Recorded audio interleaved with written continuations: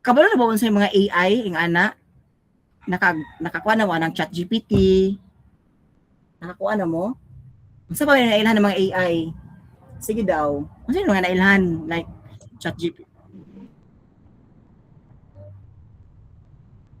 Oh, may ana ba? So, pwede ra gyud if ever magpa-format mo sa inyong ano, like ganahan mo kuan, pwede ra gyud magamit og AI, pero sa tuang quiz dapat offline jud mo tanan. Okay, sa inyo lang format mismo. Ana bitaw sa nung Excel. Like example sa patutag Claude. Unsa man generate. Actually kaning Claude kuan kani siya kanang powerful ni siya no for coding. Kung ganahan mo mag-coding, mag-create og mga software, pwede din siya actually. Pwede po na siya ano kanang example sa may nice. Generate me a thesis paper from chapter 1 to 3 using with a title. Unsa man nga title? With a topic related to transportation engineering. Tapos specify ninyo kay mag-produce man siya og ano, this is paper. Mag-produce siya in MS Word.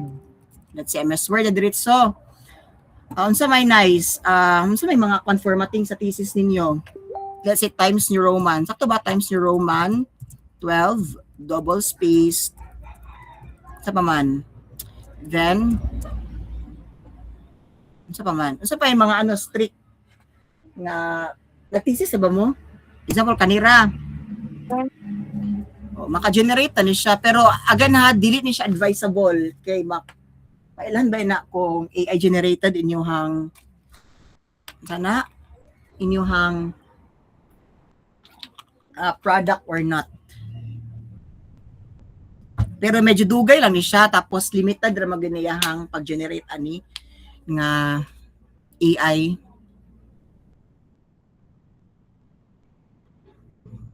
No, dili accurate. Again, dili accurate ang mga sources na ginahatag sa AI. Daghan anak kay dili siya clickable, dili siya verified. Now daghan sa inyong mga panelists na especially si Ma'am Vera, ila jud nagipang check.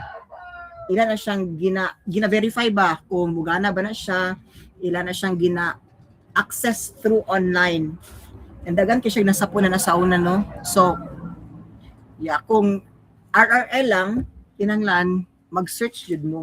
At di mo mag-rely sa, ano ba, sa kanila mga AI.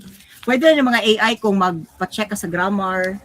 Pero again, careful yapon mo, kaya pwede ba nga yung i-change yun mismo ang whole structure na mag-AI-like na. So, yeah, kinanglan, mag-prompt, kabalo mag-prompt jud, no? So, sa karon nga generation, bitaw need jud og subject nga na AI bitaw, no? Eh, para kabalo ang student kung unsaon niya ba, di ba? Like, mag-prompt siya. Naman ko kuan na ilahi or unsa ilahi style sa pag-prompt.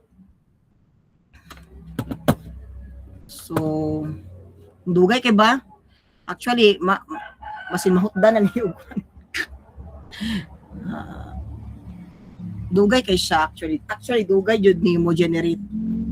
Kung magulat jud ka sa Claude. Nice po na siya kung mag-programming.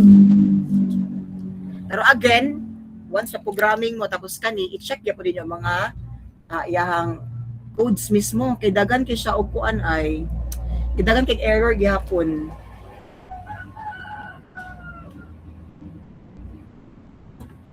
Dugay kay siya. Charis. So okay ra ba na mga pangutana? Naay kuan questions? Hello? Naay questions? None so far, sir.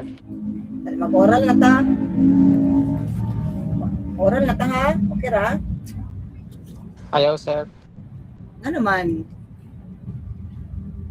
So mo to siya no, medyo dugay jud siya. So matulog na lang sakta before maka-generate ani.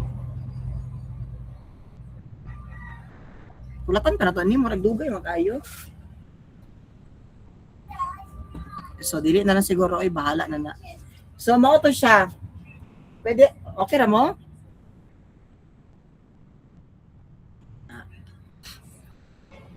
So, yeah, mag-attendance at tabi.